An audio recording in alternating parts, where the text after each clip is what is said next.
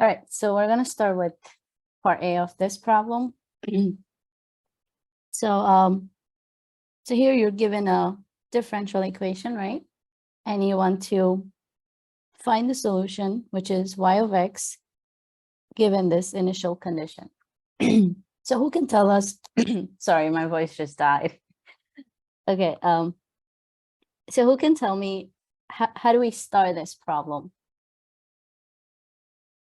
Marvin, go ahead. So since it's asking us to solve for y, we could separate the x's and y's so we get all our y's on one side and all our x's on another. Exactly. So you use the technique, which we call it the separation of variables, to separate them. So first thing I want to do is rewrite y prime as dy dx. So you have dy dx is equal to 12x cubed plus 12x squared over y squared e to the y cubed. And now I can do what Marvin said, let's separate them. So I'm going to multiply both sides by y squared e to the y cubed. So you'll have y squared e to the y cubed dy dx is equal to 12x cubed plus 12x squared. And now we can also multiply both sides by dx, right? So you'll have y squared e to the y cubed dy is equal to 12x cubed plus 12x squared dx. And this is what we call a separable differential equation.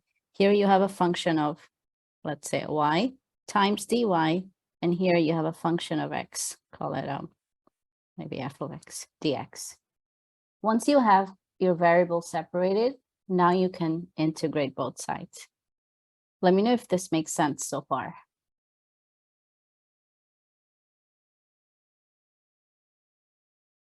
Everyone's good so far? Yeah. Okay, so now we're going to integrate both sides. So how do we integrate the left-hand side? What technique would you use?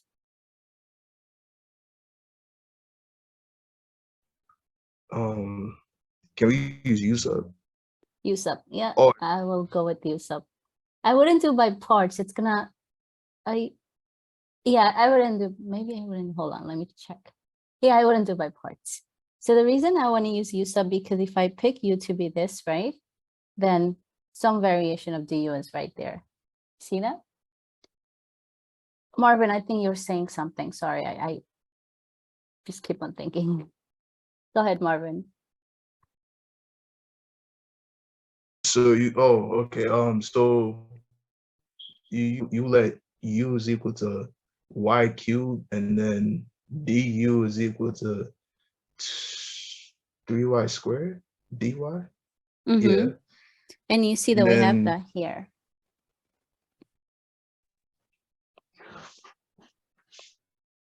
And then, oh yeah, you could divide the 3 on both sides, right? So you get 1/3 du's is equal to y squared dy. exactly. So the integral on the left-hand side now becomes 1/3 e to the u du. And what about the right-hand side? What about this one? How do you integrate that? The power rule. Power rule, right? The 3. So each of these will be by power rule. So if you integrate 12x to the third, that will be 12x to the fourth divided by 4. Plus, then the second term will be 12x to the third over 3 plus c. And now I can finish integrating the left-hand side. So you'll have 1/3 e to the u. Now you don't have to write plus c again because you already have the integration constant right here. So 1 plus c is good enough. Is equal to all of that on the right-hand side. So 12 over 4, that's 3x to the fourth, plus 12 over 3, that's 4x cubed plus c. And now the last thing you want to do is replace what u was, right? U is right here, y cubed. So our solution is 1/3 e to the y cubed is equal to 3x to the fourth plus 4x cubed plus c. And this is where you're going to plug in the initial condition. So if you go back to the problem, we want the solution for which y of 1 is equal to 0. So you impose the initial condition to find c. So use this to find c. And then you have your function that you wanted. So y of 1 is equal to 0, which means I'm going to plug in x equal 1, y is 0. So you have 1/3 e to the 0 is equal to 3 times 1 to the fourth plus 4 times 1 to the third plus c. And combine them, you get your value for c. This is 1/3 equals 3 plus 4 plus c. So that's 7. 1/3 minus 7 is equal to c. So what is c? 1 minus 21, that's negative 20 over 3. All right, so that's the value for c. So now you go back and plug this in here. You'll have your implicit solution. So 1/3 e to the y to the third is equal to 3x to the fourth plus 4x cubed minus 20 over 3. Now you don't want to leave your answer right here because the question asks us to find the function of x, right? Right here, find y of x explicitly as a function of x. So you do have to solve for y. So we're going to go ahead and take it further by doing algebraic manipulation. But let me know up to here if you have any questions. So this is a good answer, but because the question says explicit solution, we have to solve for y. So are you guys okay so far?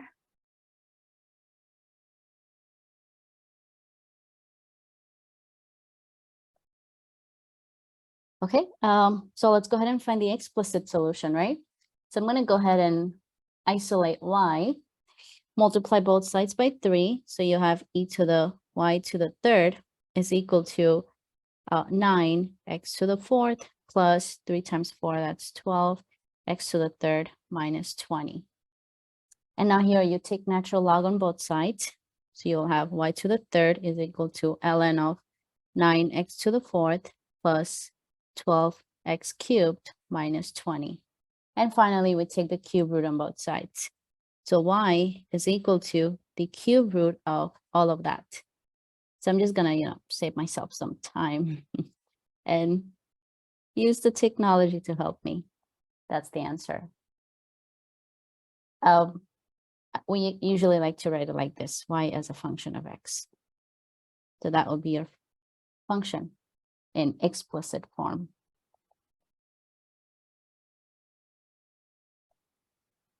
Let me know if anyone has any questions for this problem.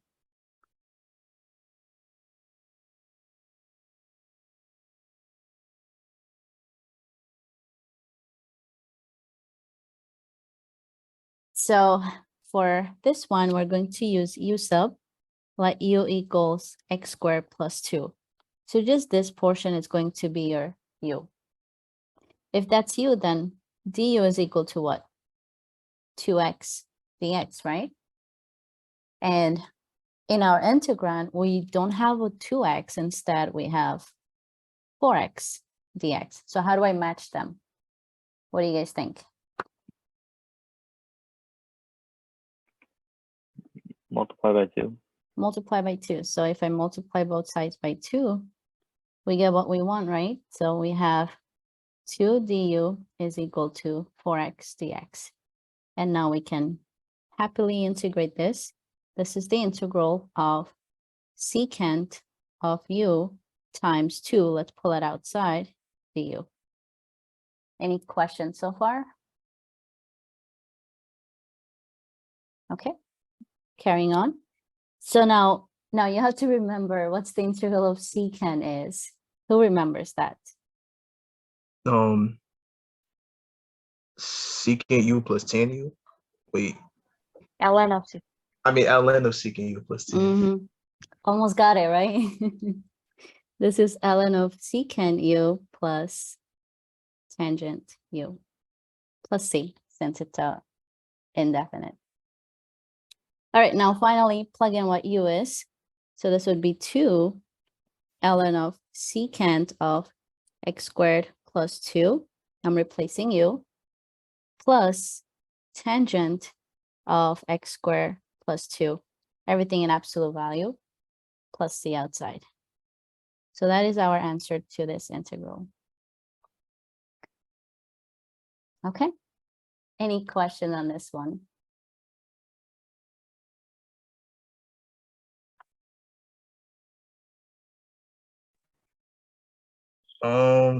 At first I thought you could use U sub or trig sub. Maybe? So this would be a trig sub. Trig. Oh, If you try to use u sub, I think you'll get stuck. The reason I'm thinking it's a trig sub is because of this right here under the radical, right? So you know that if you have, so this is from a long time ago. We had these expressions. If you have a square root of, what did I use? Okay, so my notation might be a little off. Maybe a squared plus x squared. If you had that form, what was your substitution? a tan theta. Yeah, x is Oh. equal to a, right? Tangent theta. And then you just carry on from there. So it looks like we have that form, right? In this integrand. So I can rewrite 4 as 2 squared. And then it looks exactly like that. So then we can do the following substitution, right? X is equal to what? 2 tangent theta. So if x is equal to 2 tangent theta, what will be dx? 2 secant squared theta. D theta. And then we replace everything into the integrand, right? You replace everything into the theory variable. So you get the integral x cubed. So that would be 2 cubed times tangent cubed theta over the square root of, I'm going to write it as a 4 instead of 2 squared, plus x squared. That will be again 4 tangent squared theta. And dx is replaced with 2 secant squared theta, d theta. Then you simplify this. Do you want me to continue? Yeah. Okay. All right, so let's continue. Simplify, right? So on the numerator, you have 2 cubed and a 2, so that's 2 to the 4th. And then we have tangent cubed theta, secant squared theta, d theta. And on the denominator, you can factor out the 4. Inside the square roots, you'll have 4 times 1 plus tangent squared theta. Here, you have to use a lot of identities. But one of the identity that's going to be helpful is this one right here. Now, do you guys remember which identity that is? Secant squared theta? Secant squared. Yep. And then the square root of 4, that'll come out as a 2. And then one of the factor of 2 will cancel from the numerator, so you'll have 2 to the 3rd. So now the denominator is just simply tangent squared theta. 1 plus tangent squared, that's secant squared theta. So it'll just be secant theta. And on the numerator, just rewrite them. Okay. Now what? We can simplify, right?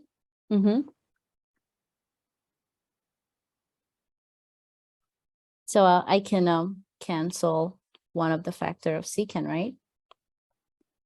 So this gives me, so 2 cubed, let's pull it out, that's 8. We have tangent cubed theta times secant theta d theta.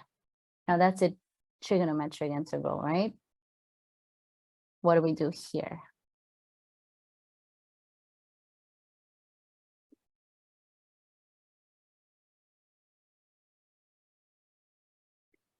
Any thoughts on this one?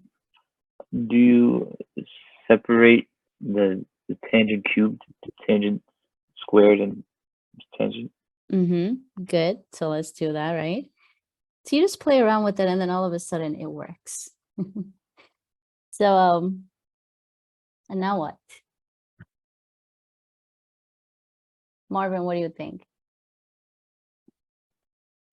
U sub?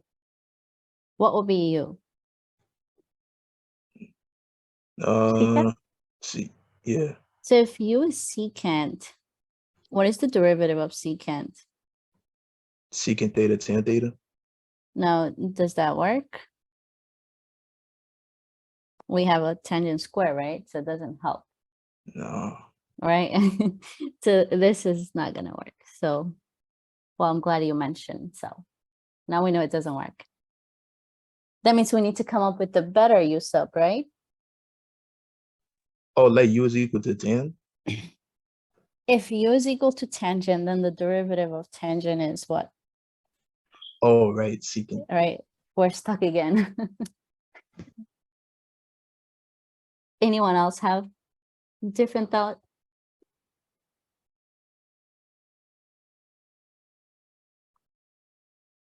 What do you think about that? Can you replace it with something? Oh, sine over cosine? I don't know if that's gonna help.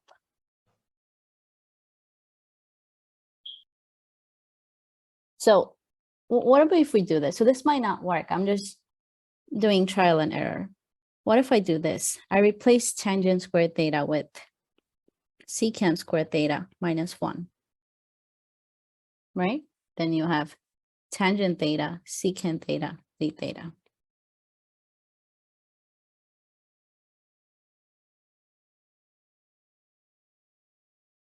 Will this work?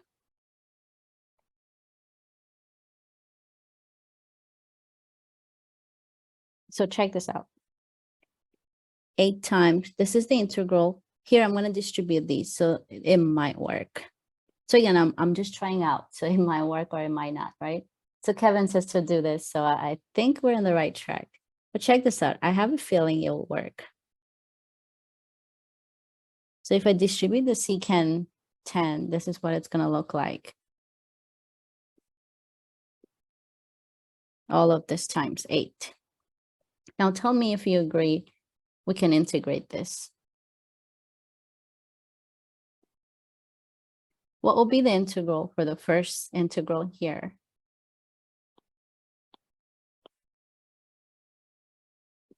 So this one right here, I can do a u substitution, right? Oh, right, because if you let U is equal to tan, then du is. Exactly, so this works. So this piece is taken care of. Now, what about this one right here? Do we know how to integrate that?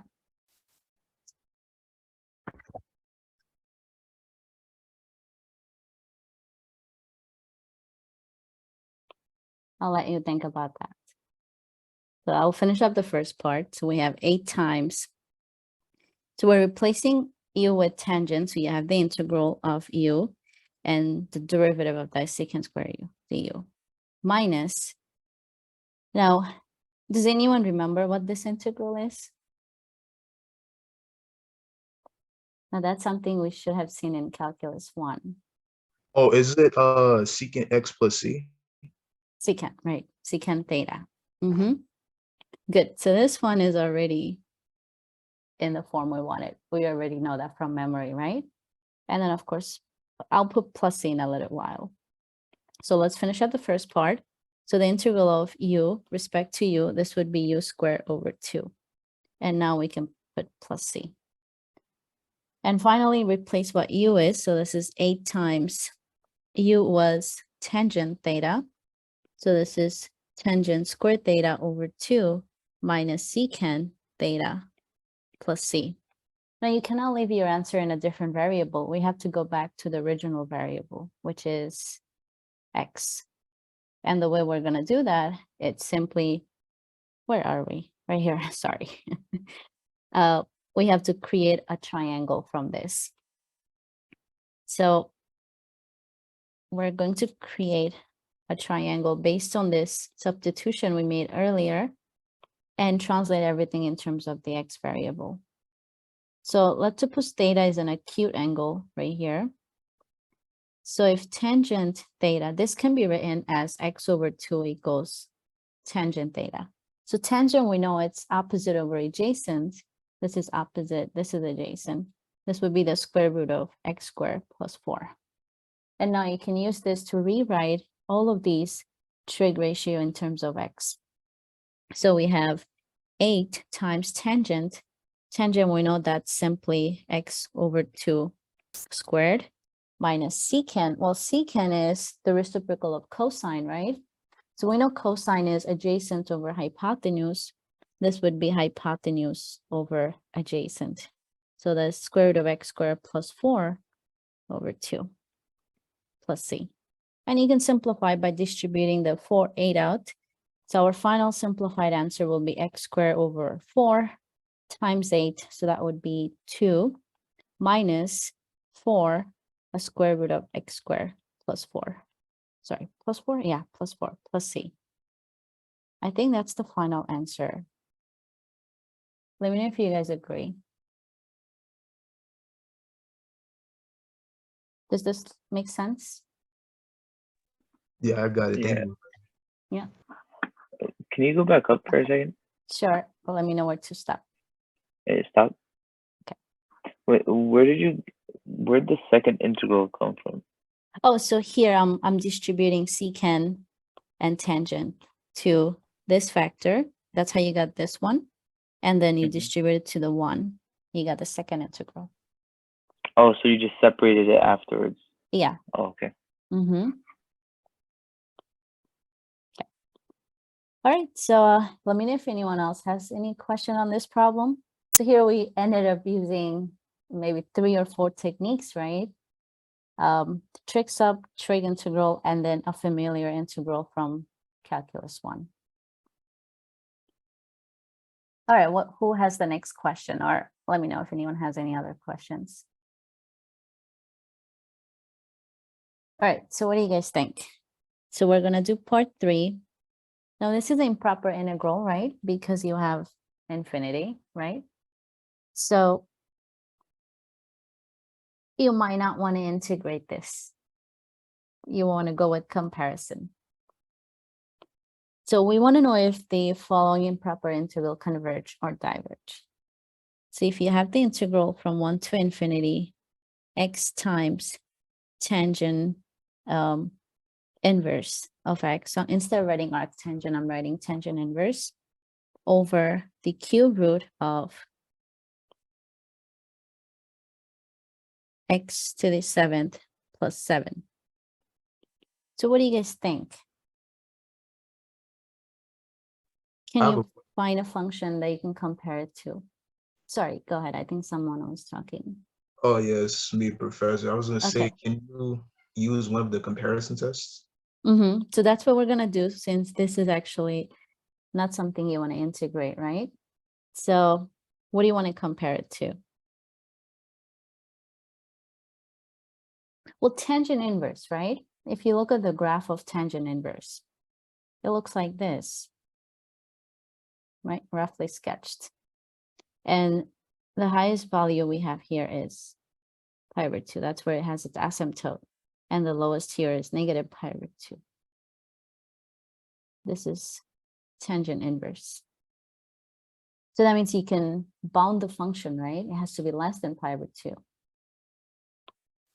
So would you agree with me if I put pi over 2 here, and now I'm trying to determine the denominator? Now the denominator, I'm just going to ignore the 7 and create this function right here, cube root of x to the 7th. Now tell me, what's the inequality between these two pieces? What goes here?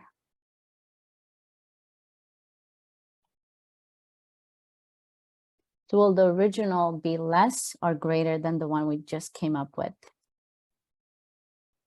So less. Less. So this is the inequality we're going to put right here. Now, what can you tell me about this integral? Now, I'm also going to write this way so that it's clear to see what this is. This is x to the 7 over 3. Cube root of x to the 7 is the same thing as that, right? What can you tell me about that integral? It converges. Converges. How do you know that? P series. Right, p integral, right? So when you put Professor, I the have- summation, it becomes series, but now it's an integral. Shamali, go ahead. Oh, I had a question. So like I'm a little bit confused about the comparison thing. Like when do you do limit comparison? Is it like when the series diverges? Like it doesn't really tell us anything, and then we do limit comparison? So you could do limit comparison even here too, but because we know it's a P series and it converges, there's no need for a limit comparison. But let's say we had an inequality set up this way. And then you might want to go for the limit comparison. Oh, it's the other way Okay, around. because then it's not enough for us to say something below converges is enough to say that something above will converge. We don't know that. You do the limit comparison. Thank you. Now here I made a one mistake. No one caught it yet. I forgot the X right here. Right? I forgot this part. You guys see that? Okay, now we can compare, right? So the inequality still holds. It's less than or equal to. So it converges because now what's the power? So if I subtract these powers, right? You can say that this is equal to the integral from 1 to infinity of pi over 2 over x to the what? 1 minus 7 over 3. That would be 4 over 3. Yeah. I mean, 4, yeah, 4/3. 4 over 3. Okay. It still converges, right? So that's a P integral. P is greater than 1. So by comparison with that, this also converges. By comparing with the integral from 1 to infinity of pi over 2 over x to the 4 over 3 dx. And then, you write a justification. This is a P integral with P equal to 4 over 3, which is greater than 1 by P integral, this converges. You write a nice statement at the end. So we don't have to do the integral. We just have to be able to compare with something that we're familiar with. Any questions on this problem?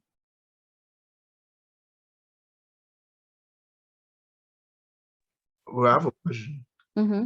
How do you determine like that it's like less than that the original function is less than the new like integral, like when you set it up? Oh, so that was the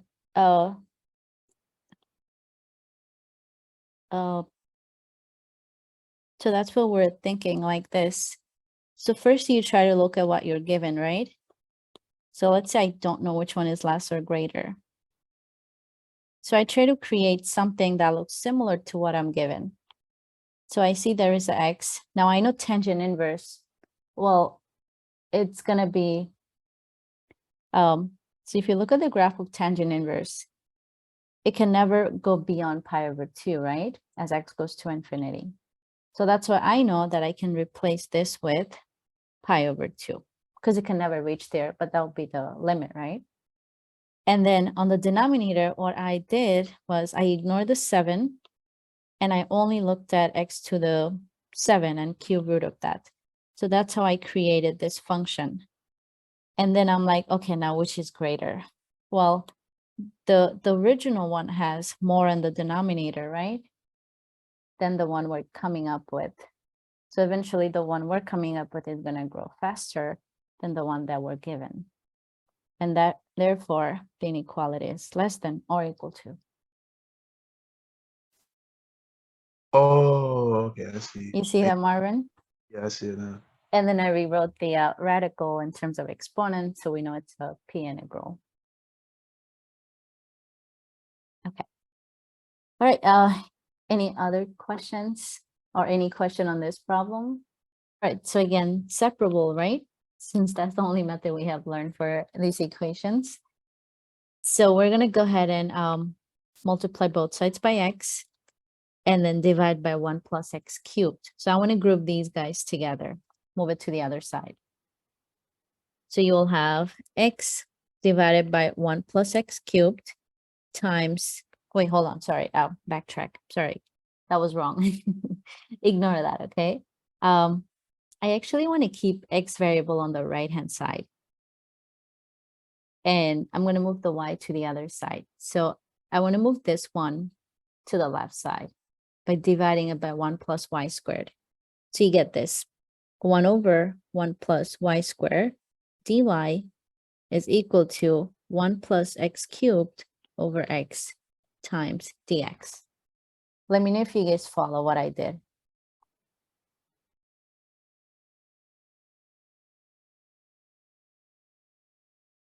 Good so far?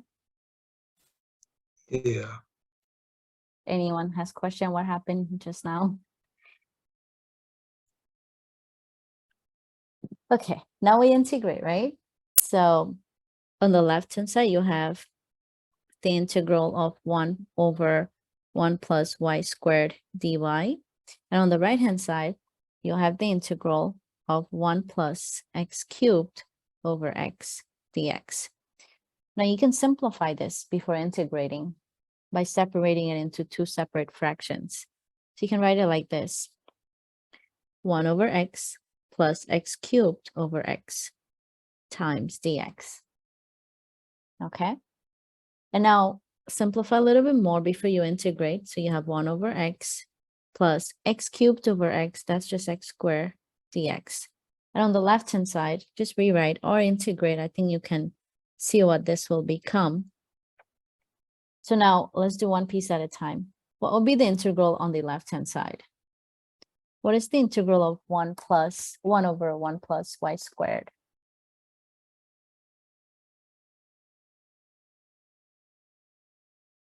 Arctangent, good. Hi, Catherine.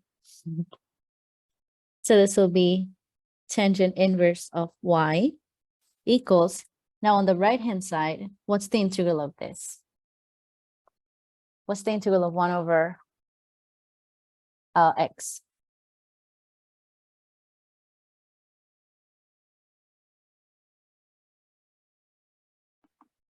ln x. So this would be ln absolute value of x plus the second piece, that's easy, right?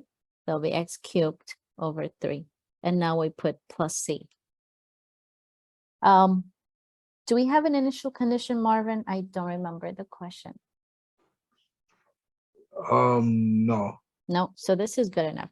Does it say explicit solution or just say solve? Oh no, it just says find the function y of x, which Y of solves. x. Yeah. All right, so we have to go further and find the explicit solution. So we're gonna have to solve for y since we're looking for a function y of x. Now, how do you get rid of tangent inverse? You apply tangent, right? Because they are inverses of each other. So I'm gonna go ahead and apply tangent on both sides. So y is equal to tangent of everything on the right-hand side. That's ln of absolute value of x plus x cubed over 3 plus c. So that will be your function of x.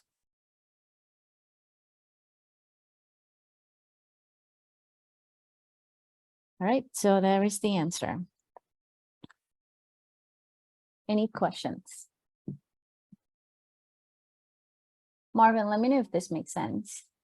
Yeah, it makes sense. So, Prof, I have a question. So it doesn't matter whether so anytime it says like find a function y of x, we have to find it like explicitly, right? Yep, because they want you to solve for y.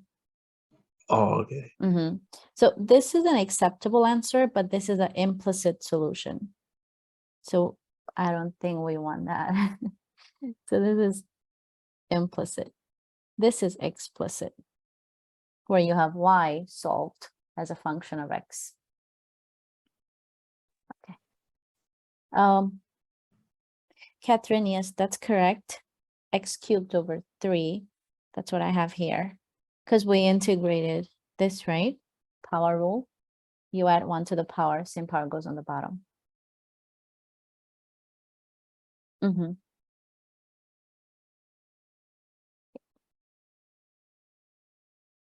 Oh, okay. Well, let me know if you guys have any questions. Yeah, I think this is right. It looks right to me.